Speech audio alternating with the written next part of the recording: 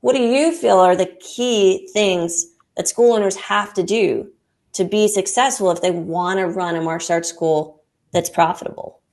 I think one of the biggest problem is we have information overload.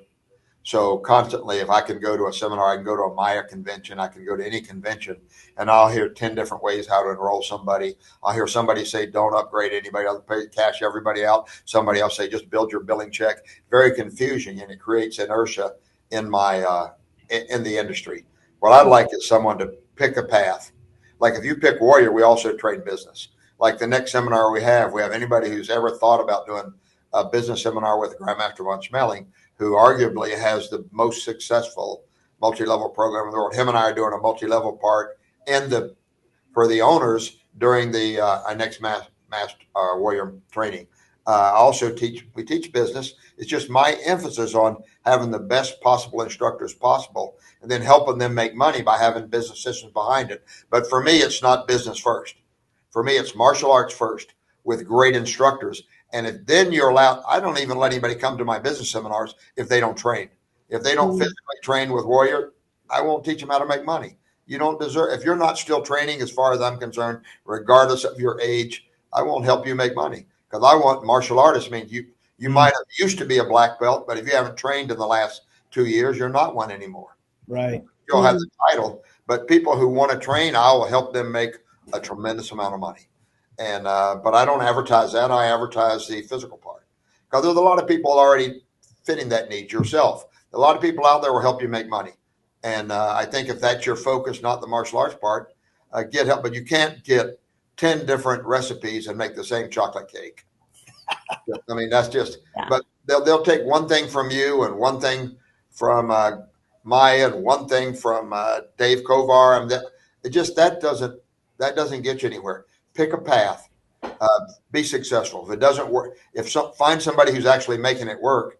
If you want to have multiple schools, you should listen to Master Von Schmeling. He has 45 of his own, plus he has my 15 under his direction now. And we're about to launch an effort to take it to 1,000 schools. So, and we have a format already and a process to help people be part of something great. So, I mean, we built ATA up to 1,000 schools, but it took 50 years. You know, I don't have 50 years. Well, maybe I do. All the stuff that they're coming up with, I already have a seminar scheduled for when I'm 120 on my birthday. So maybe I'll make it that far. But at 77, I still feel pretty good. So, I mean, but you have to have a physical goal, a health goal. But if you don't concentrate on marketing and sales, if you think sales are not part of our business, you just won't make it. If you don't think you have to have an option, an organization way to run I mean, there's a certain way to run a school. It's not just you make it up every day and you change it every day. Yeah. Have to have a curriculum that's acceptable both by you and your standards and the community. I mean, you have to have a curriculum that really is acceptable, but you have to also teach fantastic instructors. If you concentrate on that and help instructors make money, not the owner. If you help instructors make money and have a career, not just a job working for you, and you have a path for them to get better. I mean, every 5 years, something has to change in an instructor's life, or guess what? Something will change. They'll either be your competitor, or they'll work for your competitor, or they'll do another job. So they have to have constant growth too. I don't think you should be their boss. You should be their instructor or find someone to represent their instructor. Just like I use Grandmaster H.U. Lee to hold all my people together.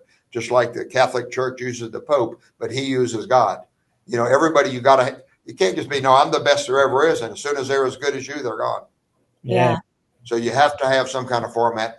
And I allow people to use the Warrior martial arts is a teaching and training system.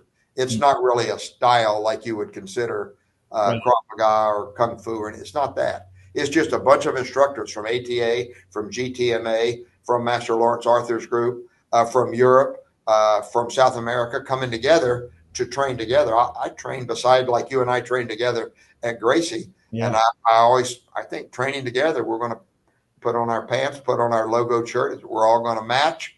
And I'm going to train by 8th, 9th degree black belts. I might only be a 3rd degree black belt. I don't know what rank you were when you and I trained together, but that's what has to happen in the martial arts. You have to be training with people better than you, worse than you. When they're not as good as you help them. When they're better than you learn. So, I mean, that's why we put so many people in a room together.